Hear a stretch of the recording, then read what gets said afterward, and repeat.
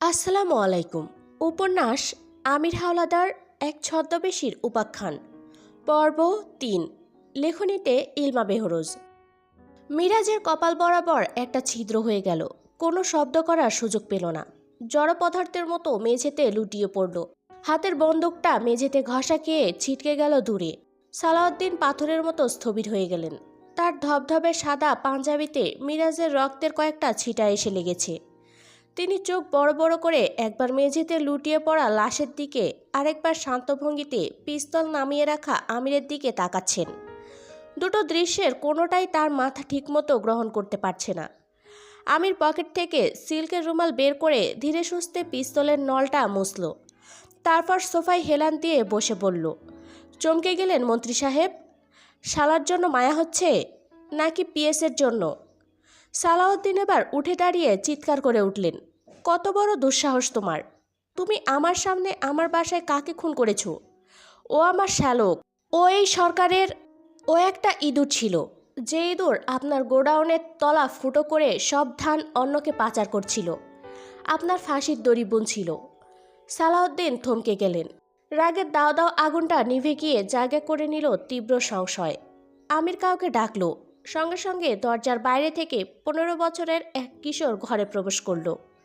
পরনে ঢিলে ঢালা শার্ট, চোখে মোটা ফ্রেমের চশমা, হাতে একটা জীর্ণ চামড়ার ব্যাগ।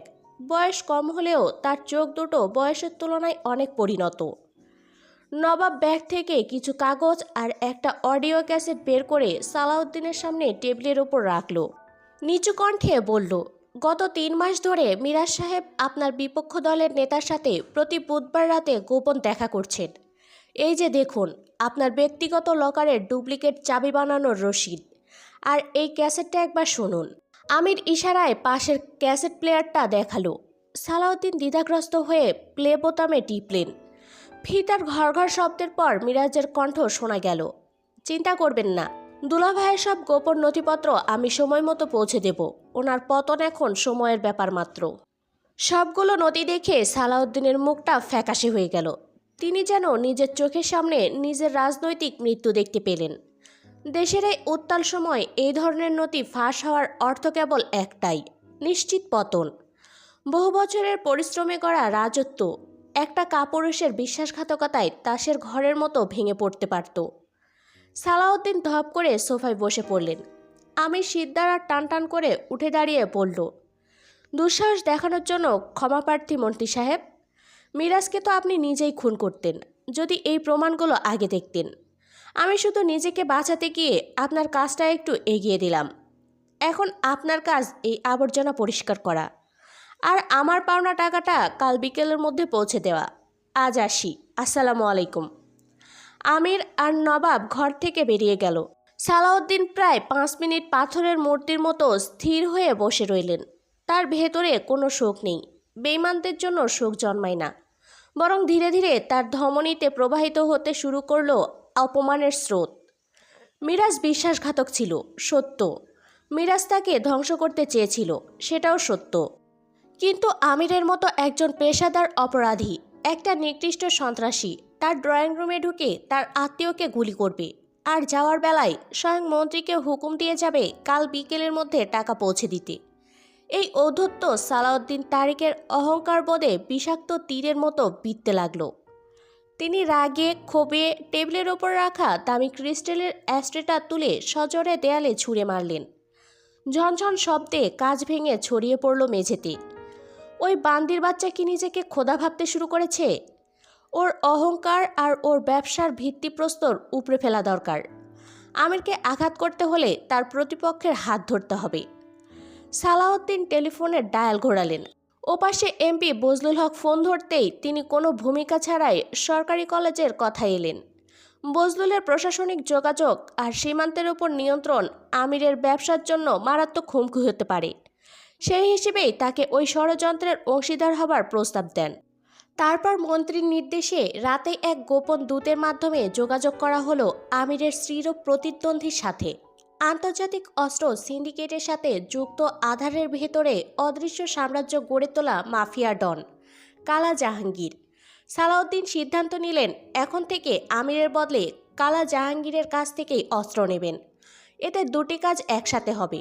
প্রথমত, আমিরের 4 চালানের বকেয়া টাকা সে আর কোনোদিন পাবে না।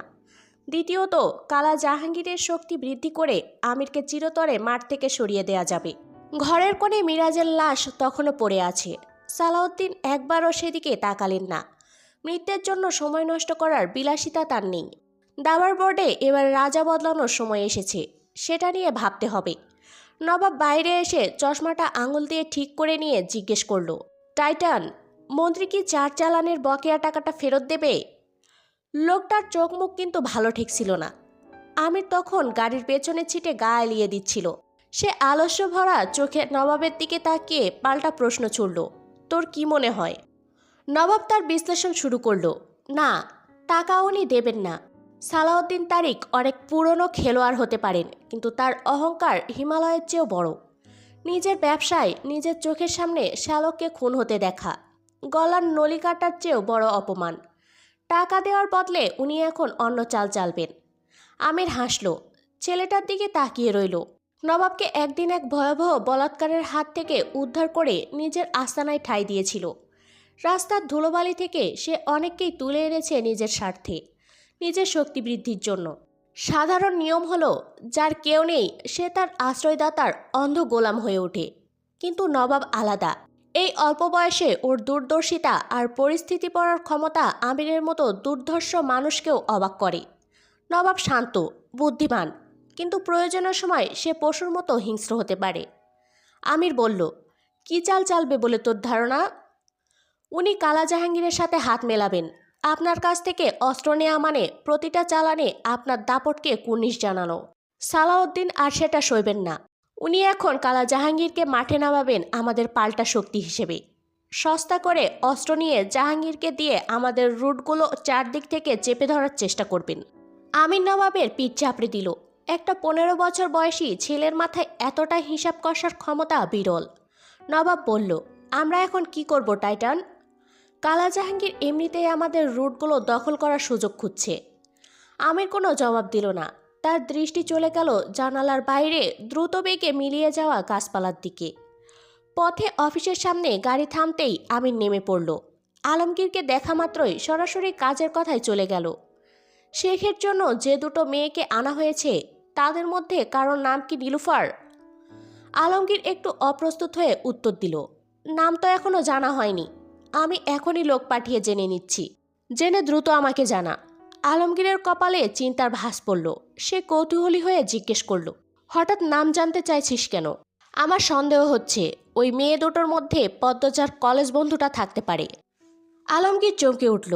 সে কি, নাকের ডগায় একটা তিল যে ওই মেয়েটা? আলমগীরের চোখেও দুশ্চিন্তার ঘনীভূত হতে লাগলো। যে গোডাউনে মেয়ে দুটোকে খাঁচাবন্দি করে রাখা হয়েছে, আমি সেখানে কিছুক্ষণের জন্য গিয়েছিল। লোহার গ্রিলের ছিদ্র দিয়ে তারা কি আমিকে দেখে ফেলেছে? যদি ওখানে সত্যিই নীলুফার থেকে থাকে আর সে যদি আমিরকে না দেখে থাকে, তবে তাকে ছেড়ে দেওয়া সম্ভব হলেও হতে পারে। কিন্তু যদি দেখে থাকে? মাথার ওপর সূর্য তখন ঠিক মাঝ আকাশে। বারান্দায় পা রাখতেই এক ঝলক তপ্ত বাতাস হু হু করে এসে পদ্মজার অবাধ্য আঁচলটা উড়িয়ে নিল। বাহিরের খাখা রোদ্দুরে কোনো একটা ঘুঘু একঘেয়ে সুরে ডেকে চলছে। হানিখালা রেলিং ধরে সামান্য ঝুঁকে নিচের দিকে তাকালেন। কাঠফাটা রোদে গ্যারেজে রাখা আমিরের দুটো দামি গাড়ি আয়নার মতো চকচক করছে। রোদ টিকরে চোখে ধাঁধা লাগিয়ে দিচ্ছে। সেই উজ্জ্বলতার দিকে তাকিয়েই তিনি হুট করে গম্ভীর হয়ে গেলেন। বললেন, হ্যাঁ রে পদ্মজা, জামাই তোকে ভালোবাসে তো? ঠিকঠাক যত্ন করে? বড় লোকদের কিন্তু চরিত্র ভালো হয় না। পদ্মজা শাড়ির আঁচলটা টেনে মাথা তুলে জবাব দিল, জি খালামণি, বাসে। হানি পদ্মজার কাছে এগিয়ে এসে গলার স্বর নামিয়ে অভিজ্ঞ মানুষের মতো বললেন, শোন মা, প্রথম কয়েক বছর সবাই মাথায় তুলে রাখে, রূপ যতই থাকুক, জামাই যতই চোখ হারাক, পুরুষ মানুষের মন কিন্তু বেশি দিন এক জায়গায় থিতু হয় না। এদের মন হলো চৈত্র মাসের বাতাসের মতো, অন্য কোনো ফুলের সুবাস পেলেই হঠাৎ দিক পাল্টে ফেলে। পদ্মজার দু চোখে অস্বস্তির ছায়া পড়ল। হানি বলতে থাকলেন, তাবিজ টাবিজ আছে তো তোর ঘরে? শকিনীরা সবসময় সুযোগের অপেক্ষায় থাকে। ঘর সামলাতে শুধু ভালোবাসা দিয়ে কুলায় না। আমি তোকে দুটো তাবিজ এনে দেব, বিছানার নিচে কিংবা আলমারির কোণে লুকিয়ে রাখিস। যেন জামাইয়ের মন কোনোদিন অন্যদিকে না ঘোরে, আর কোনো বাইরের কুদৃষ্টি যেন তোর সাজানো সংসার তছনছ করতে না পারে। পদ্মজা মাথা নাড়ল, যদিও তার মনে সব মানতে সায় দিচ্ছে না। ভিতরে এসে ড্রয়িং রুমের সোফায় গা এলিয়ে দিলেন হানি। পানদানিটা নিজের কাছে টেনে নিয়ে দক্ষ হাতে সুপারি কাটতে কাটতে বললেন, আমার কথাগুলো আজ তোর কাছে তেতো মনে হতে পারে, কিন্তু দুনিয়াটা আমি তোর চেয়ে বেশি দেখেছি। পুরুষ মানুষ হলো খোলা আকাশের চিল। এরা বাড়িতে ফেরে শুধু ডানা জিরোতে, কিন্তু এদের শিকারী নজর সবসময় থাকে দূরের কোনো ক্ষেতের দিকে। পদ্মজা এবার প্রতিবাদ জানিয়ে বলল, সবাই তো আর একরকম হয় না খালামণি। আপনাদের জামাই অফিস শেষ করে এক মুহূর্ত দেরি করে না, সোজা বাড়ি চলে আসে। হানি এবার তাচ্ছিলের হাসি হাসলেন। পানের পিচকিরি ফেলার আগে বললেন, ওইটাই তো ওদের কৌশল রে পাগলি। যখন দেখবি হঠাৎ বেশি বেশি সোহাগ দেখাচ্ছে, তখনই বুঝবি মনের ভেতর কোনো চোর লুকিয়ে আছে। আমার পাড়ার মোতালেবকে দেখতিস যদি, দিনরাত বউয়ের জন্য শাড়ি গয়না আনতে আনতে ঘর ফরে ফেলতো, অথচ তলে তলে পাশের গ্রামের এক বিধবার সাথে তার ঠিকই রসের পিরিচ চলছিল। তিনি পানের বাড়া থেকে চুন নিয়ে পানে মাখাতে মাখাতে আবার শুরু করলেন, এখন তোর রূপ আছে, শরীরে যৌবন আছে, যেদিন একটু ভাটা পড়বে সেদিন বুঝবি। পুরুষ মানুষ মৌমাছির মতো, যতক্ষণ ফুলে মধু আছে ততক্ষণই ভনভন করবে। মধু ফুরালে অন্য বাগানে উড়াল দিতে এদের এক মুহূর্ত সময় লাগে না। এই যে এত সুন্দর বাড়ি, এই বাড়িতে অন্য কেউ এসে আস্তানা গাড়বে না, তার গ্যারান্টি কি? পদ্মজা একটু বিরক্ত হয়ে বলল, আপনি একটু বেশিই ভাবেন খালামণি। উনি আমাকে সম্মান করেন, ভালোবাসেন। সম্মান? হানি একটু হেসে দ্বিতীয় পানটা মুখে পুরলেন, বললেন, পুরুষ মানুষের সম্মানের দাম বাজারের পচা পটলের চেয়েও কম। ওসব হলো ওপরের প্রলেপ, তলে তলে কি পলিটিক্স চলে তা তুই বুঝবি না। এজন্যই বলছি সাবধানে থাকিস, বেশি বিশ্বাস করিস না। সব সময় হাতে কিছু টাকা জমিয়ে রাখবি, জামাইকে না জানিয়ে। আর ওই যে তাবিজের কথা বললাম, সেটা হলো আগাম বাদ। বাদ না দিলে বন্যায় ঘর ভেসে গেলে কান্নাকাটি করে আর লাভ হবে না। পদ্মজা বিরক্তিতে কপাল কুঁচকে ফেলল। হানি খালার মেয়ের শ্বশুরবাড়ি এদিকে, মেয়ের বাসায় এলেই এই বাড়িতে কিছুক্ষণের জন্য ওঠেন। ওঠেই শুরু হয় যত কথার ঢল, পুরুষ মানুষ নিয়ে নানা রকম হিসাব নিকাশ। তুই ছেড়ে সহজ সরল ঘরের কোণে পড়ে থাকিস। তোর জামাইয়ের যে এত বড় অফিস, সেখানে তো আর শুধু পুরুষরা কাজ করে না। এখন তো দিনকাল পাল্টাচ্ছে, কত ঢঙ্গি মেয়ে অফিস আদালত করে। প্যান্ট শার্ট পরা মেম সাহেব সেজে চোখের সামনে দিয়ে যখন তারা ঘুরঘুর করবে, তখন কি আর ঘরে থাকা বউয়ের কথা মনে থাকে? চোখে চোখ পড়লে শয়তান মনে কুমন্ত্রণা দিতে কতক্ষণ। উনি অন্যরকম। সেরি, অন্ধবিশ্বাস করবি না, বুদ্ধি খাটাবি। জামাই অফিস থেকে ফিরলে শার্টের কলার একটু শুকে দেখবি, অন্য কোনো সুগন্ধি পাওয়া যায় কিনা। রুমালটা দেখবি, জানালার ধারে দাঁড়িয়ে নজর রাখবি। জামাই যখন গেট দিয়ে ঢোকে, পাড়ার কোনো মেয়ের দিকে একটু বেশি হেসে তাকায় কিনা। হাসি থেকেই তো কাশির শুরু রে মা। মানুষের মন হলো মাটির হাঁড়ি, টোকা লাগলেই ফেটে যায়। পদ্মজার কপালে চিন্তার রেখা দেখে হানিখালা তৃপ্তি হাসি হাসলেন, বললেন, ভয় দেখাচ্ছি না রে পদ্ম, বুদ্ধি দিচ্ছি। আগাম সাবধানে থাকা ভালো, আর শুধু নজরদারি করলেই হবে না। পুরুষ মানুষকে হাতের মুঠোয় রাখার আসল জাদু হলো সোহাগ। তার শরীর আর মন দুটোই তোর দখলে রাখতে হবে। দেখিস যেন সে কোনোদিন অতৃপ্ত মনে ঘর থেকে না বেরোয়। পদ্মজা এবার লজ্জায় লাল হয়ে মাথা নিচু করে রইল। হানি শাসনের সুরে বললেন, লজ্জা পেলে চলবে না পাগল। তোর মা নাই, খালা হয়ে আমাকেই তো তোকে বোঝাতে হবে। দিনের বেলা জামাই অফিসের বস হতে পারে, কিন্তু রাতে যেন শুধু তোর গোলাম হয়েই থাকে, এমন আদর দিয়ে ভরিয়ে রাখবি। মোনা ঘর থেকে উকি দিচ্ছে দেখে পদ্মজা মিনমিন করে পড়ল, বাদ দেন না খালামণি। বাদ দিব কেন? আমি কি ভুল কিছু বলছি? বেশি বেশি আদর দিবি, আদরের চোটে এমন পাগল করে রাখবি যেন অন্য কোনো নারী তার সামনে এসে দাঁড়ালেও সে তোকে ছাড়া আর কিছু চোখে না দেখে। পুরুষকে ভোলাতে হয় রূপ আর সোহাগ দিয়ে। রূপ তোর আছে, তাতে সন্দেহ নাই, সোহাগটা লাগবে। ওই যে বললাম তাবিজের কথা, ওইটা হলো বাইরের ঢাল, আর তোর আদর হলো ভেতরের শেকল। এই দুটো ঠিক থাকলে কোনো শকুনি নজর তোর সংসারে ছিদ্র করতে পারবে না। পদ্মজা আড়ষ্ট হয়ে বসে রইল। আরও কতক্ষণ সন্দেহ আর আদর সোহাগ ফিরিস্তি দিয়ে দুপুরের খাবার খেয়ে অবশেষে বেরিয়ে গেলেন হানি। পদ্মজা সদর দরজা আটকে দিয়ে দীর্ঘশ্বাস ফেলল, বাঁচা গেল। তারপর গোসলখানায় ঢুকে নিচু কাঠের পিঁড়িটায় বসল। শরীরে প্রথম মগ পানিটা ঢালতেই সর্বাঙ্গে শীতল শিহরণ বয়ে গেল। তার মেঘের আস্তরণের মতো ঘন কোমর সমান কৃষ্ণবর্ণের চুল, একা হাতে এই বিপুল কেশরাশির যত্ন নেয়া দুঃসাধ্য লড়াইয়ের মতো। কেউ একটু সাহায্য করলে শরীর ও মন দুই জোড়ায়। মনাকে অনেকক্ষণ আগে বলে রেখেছে আসার জন্য, কিন্তু ফাঁকিবাজ মেয়েটার এখনও দেখা নেই। নিশ্চয়ই বসার ঘরে টিভির নেশায় মজেছে। বিরক্ত নিয়ে পদ্মজা গলা উঁচিয়ে ডাকল, মনা, মনা, কোথায় তুই? খানিক বাদেই দরজার ওপাশে ভারী পায়ের শব্দ শোনা গেল। পদ্মজা ভাবল আপদটা এলো বুঝি। কড়া কিছু কথা শোনানোর জন্য মুখটা ফেরাতেই তার কথা আটকে গেল গলার কাছে। এ তো মনা নয়, আমির। আমির খালি গায়ে কাঁধে একটা ধবধবে সাদা তোয়ালে ঝোলানো। সে দরজার চৌকাঠে থমকে দাঁড়িয়ে আছে। দেয়ালের সাথে শরীরটা সঁপে দিয়ে বিমোহিত নয়নে তাকিয়ে আছে তার প্রেয়সীর দিকে। কয়েক বছরেও এই দৃশ্যটা আমিরের কাছে একটুও পুরনো হয়নি, বরং প্রতিবারই নতুন নেশার মতো হানা দেয়। পদ্মজার দুধে আলতা শরীরে পানির কণাগুলো মুক্তের দানার মতো চিকচিক করছে। মনে হচ্ছে ভোরের স্নিগ্ধ ও শিশির ভেজা কোনো এক রাজকীয় শ্বেতপদ্ম তার পাপড়ি মেলে বসে আছে। আমি দু চোখে মুগ্ধতা নিয়ে উচ্চারণ করল, সুবহানাল্লাহ। পদ্মজা অভ্যাসবশত অপ্রস্তুত হয়ে তড়িঘড়ি করে ভেজা শাড়ির আঁচলটা টেনে কাঁধ ঢেকে নিল। জিজ্ঞেস করল, আপনি কখন এলেন? আমির পদ্মজার একদম কাছে এসে দাঁড়িয়ে পড়ল, এমন করে নিজেকে লুকাচ্ছ যেন আমি তোমার বর নই, পরপুরুষ। আমিরের তপ্ত নিঃশ্বাস পদ্মজার ঘাড়ের ওপর আছড়ে পড়তেই সে ঘাড় ফিরিয়ে চোখ তুলে তাকালো, বলল, পরপুরুষের মতোই তো তাকান। আমির হেসে ফেলল। পদ্মজার ঠিক পেছনে রাখা অন্য একটা পিঁড়িতে বসল। তার শক্তপোক্ত হাত দুটো আলতো করে এগিয়ে গেল পদ্মজার মাথায় বাঁধা বিশাল খোপাটার দিকে। শান্ত গলায় বলল, এই তো মাত্রই ফিরলাম। মনার মুখে শুনলাম তুমি গোসলে ঢুকেছ। সুযোগটা হাতছাড়া করি কি করে? চলে এলাম। পদ্মজা প্রতিবাদ করে বলল, আপনি জানতো, মনাকে পাঠিয়ে দিন, ওই পারবে। আমির উত্তর না দিয়ে খুব সাবধানে খোপার কাঁটাগুলো একে একে খুলে ফেলল। মুহূর্তেই ঘন কৃষ্ণবর্ণের চুলের গোছা ঝর্ণার অবাধ্য স্রোতের মতো পদ্মজার পিঠ ছাপিয়ে মেঝেতে আছড়ে পড়ল। আমির এক মগ পানি নিয়ে পদ্মজার মাথায় ঢালল। শীতের জলের ছোঁয়া তালুতে লাগতেই পদ্মজার ভেতরটা কেঁপে উঠল।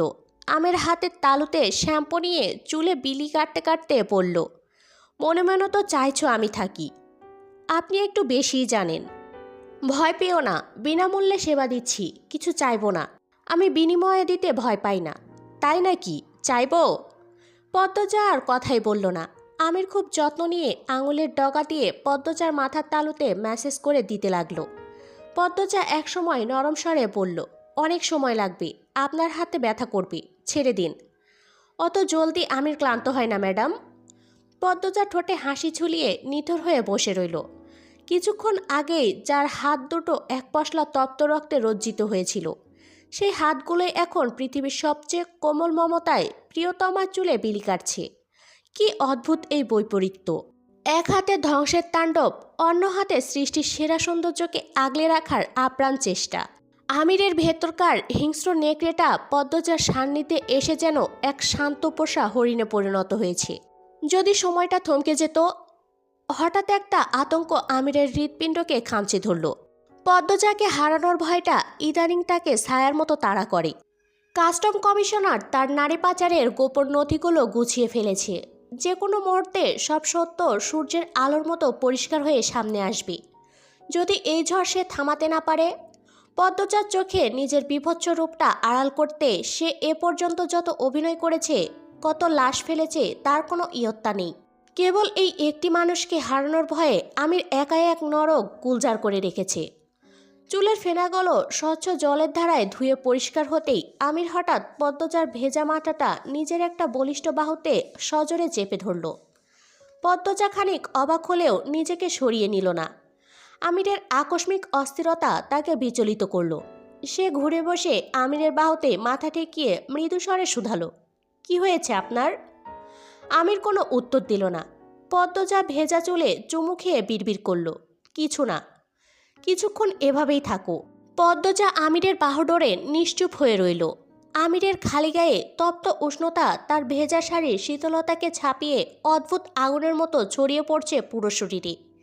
এই আগুন বড় পবিত্র, বড় কাঙ্ক্ষিত। পদ্মজা এক হাত আমিরের প্রশস্ত বুকে রাখল। হাতের তালুতে অনুভব করল হৃৎস্পন্দনের অস্থির ধুকপুকানি। আমির বলল, আমার ভালোবাসায় কোনো মিথ্যে নেই পদ্মপতি। পদ্মজা কৌতূহলী চোখে মাথা তুলে তাকালো। সংশয় নিয়ে বলল, হঠাৎ এসব কেন বলছেন? কি হয়েছে? ভয় হচ্ছে। কিসের ভয়? তোমাকে হারানোর। পদ্মজা হাসল। আপনাকে ছেড়ে আমি কোথায় হারাবো? আমির পদ্মজার চোখের দিকে তাকিয়ে আলিঙ্গন আরও নিবিড় করে পড়ল। হেসে উড়িয়ে দিও না, কসম খোদার। হাজারটা পাপের ভিড়ে তোমাকে পাওয়াটাই আমার জীবনের একমাত্র পুণ্য। আমার আর কোনো পুণ্য নেই। তোমায় হারানো মানে আমার শেষ সম্বলটুকু হারিয়ে ফেলা। পদ্মজা আমিরের উষ্ণ প্রশস্ত বুকে মাথা রেখে একটু দুষ্টুমি চলে বলল, মাঝে মধ্যে যে আপনার কি হয়? এই যে এত গদগদ প্রেম দেখাচ্ছেন, এসব কিন্তু বেশি দিন থাকে না। আমির এবার ভ্রুকুচকে তাকালো। কি বললে? গদগদ প্রেম? পদ্মজা মিটিমিটি হেসে বলল, আমার প্রেম ফুরিয়ে যাবে বলছো? অফিসে অতি সুন্দর সুন্দর মেয়ে মানুষ থাকলে ঘরের বউয়ের প্রতি টান একসময় কমেই। আমির তীক্ষ্ণ চোখে চেয়ে রইল।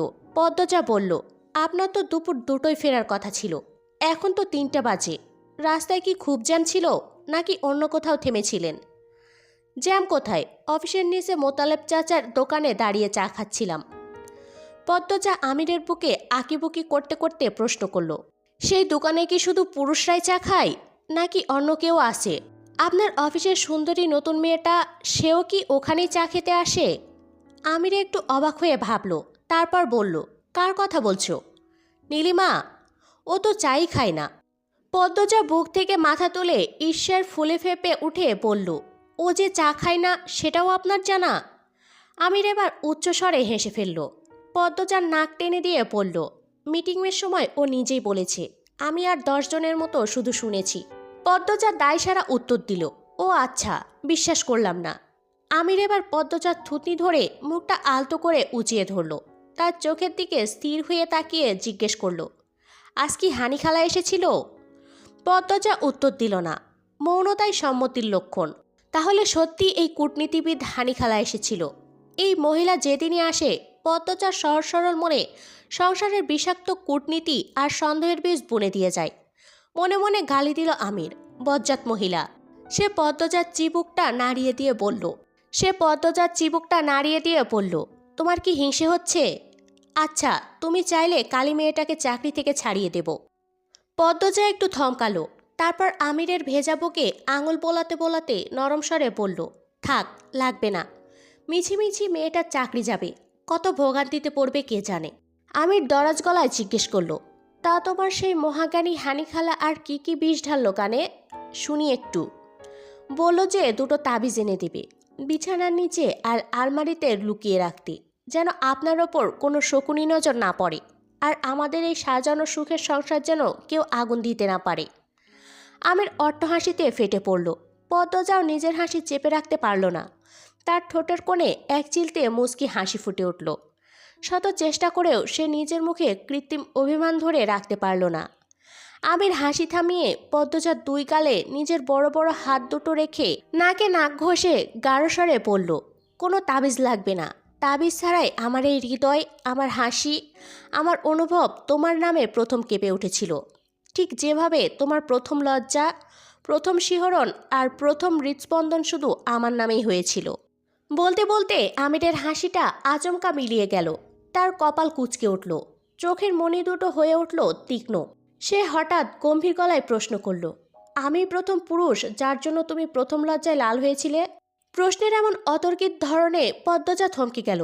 সে আমিরের চোখের দিকে তাকিয়ে স্বতঃস্ফূর্তভাবে বলতে যাচ্ছিল, আর কে হবে? বাক্যটা শেষ করার আগেই তার অবচেতন মন তাকে টেনে নিয়ে গেল কয়েক বছর আগের এক ধূসর অতীতে।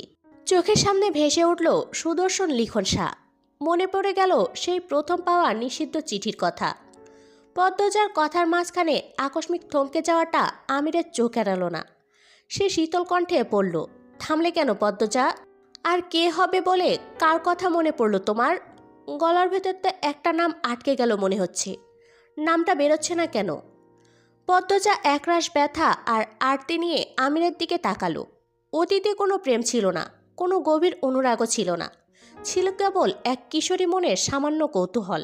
যে মেয়েটি ত্রিসীমানায় কোনো পুরুষ কোনোদিন পৌঁছাতে পারেনি, সেখানে সুদর্শন লিখন শাহের প্রেমের চিঠিটা কিশোরী পদ্মজাকে অদ্ভুত শিহরণ দিয়েছিল। সে বারবার চিঠিটা পড়েছিল, আনমনে হেসেছিল। সেখানে কোনো পাপ ছিল না, ভালোবাসা তো বহুদূর। কিন্তু আজ আমিরের সন্দেহের কাঠগড়ায় দাঁড়িয়ে সেই ছোট্ট স্মৃতিটাই যেন এক বিশাল অপরাধ হয়ে ধরা দিল।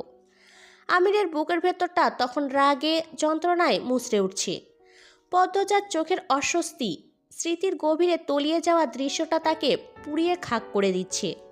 লিখন শাহ পদ্মজার হৃদয়ে থাক বা না থাক, সে যে পদ্মজার স্মৃতির একটা অংশে ভাগ বসিয়ে রেখেছে, তার প্রথম লজ্জার ভাগিদার হয়েছে, এই সত্যিটা আমিরকে কুড়ে কুড়ে খেতে লাগলো। মুহূর্তে আমিরের মেজাজটা সপ্তমে চড়ে গেল। তার ভেতরে হিংস্র পুরুষটা জেগে উঠল, যে তার প্রিয়তমার সামান্যতম অংশ অন্য কারোর সাথে ভাগ করে নিতে রাজি নয়। সে ঝট করে উঠে দাঁড়ালো, রুড়স্বরে বলল, শাড়ি পাল্টে ভালো করে চুল মুছে নাও, ঠান্ডা লেগে যাবে, বলেই হনহনিয়ে বেরিয়ে গেল।